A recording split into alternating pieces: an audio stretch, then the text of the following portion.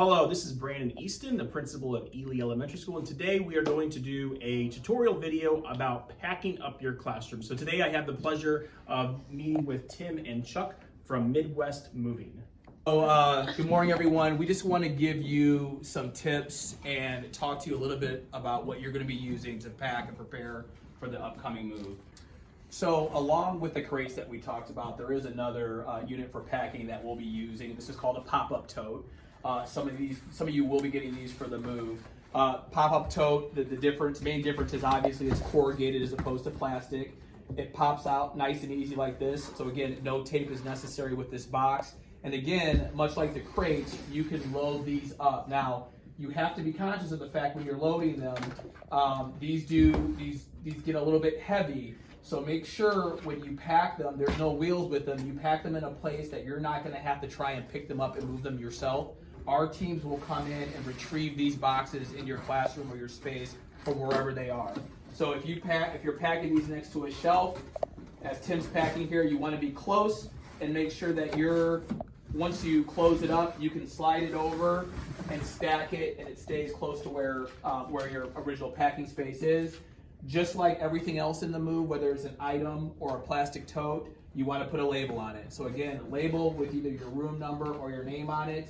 Make sure that it's facing out so that we can see it. And again, I want to reiterate, once these are packed, please do not try to move these on your own. We will come into your classroom and pick them up from wherever they are. We will sweep each room to make sure everything you have that is moving to the new space is moved.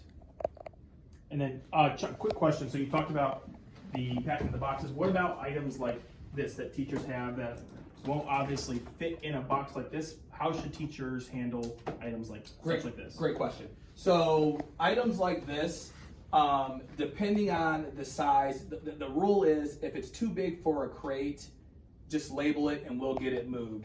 Some items, and Tim's going to show you how that looks, we'll put a label on it. Please put the label so it's visible to us.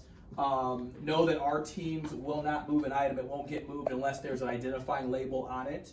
So something like this in particular, these don't move well with weight in them. So what we would ask for this or anything like this in your classrooms is you either take the shelves out, pack the whole shelf into one of our crates, or just empty the shelf out. That way it makes this piece lighter. We can take this, wrap it up, and put it into another piece of equipment to move it over, and it makes it to the new location. The whole goal is to move all your items and to make sure they're moved safely and they arrive back exactly the same way that we took them.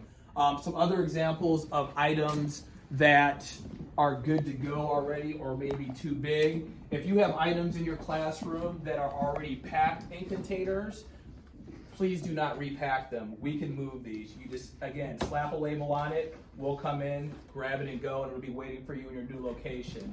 Here's another example of something. Again, we know this won't fit in the crate. We don't want you to waste your valuable packing time trying to jam things in those crates. So something like this, just put a label on it if it goes, and then we'll take care of making sure we have the proper equipment to get it moved over to the new school.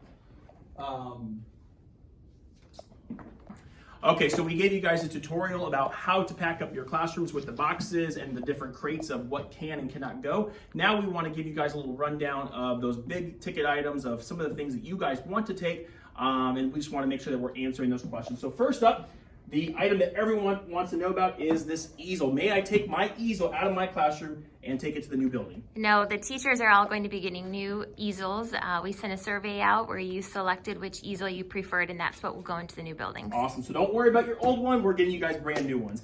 Next item is a lot of the teachers have these nice containers that store some Play-Doh and some other items. Are we allowed to take this with us to the new buildings?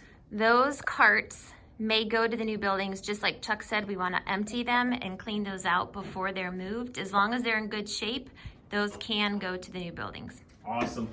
If we move over here, there's some kindergarten classrooms always have some cool stuff. What about, we love to play. Oh man, I don't even know how to open this. What about my fun rice table?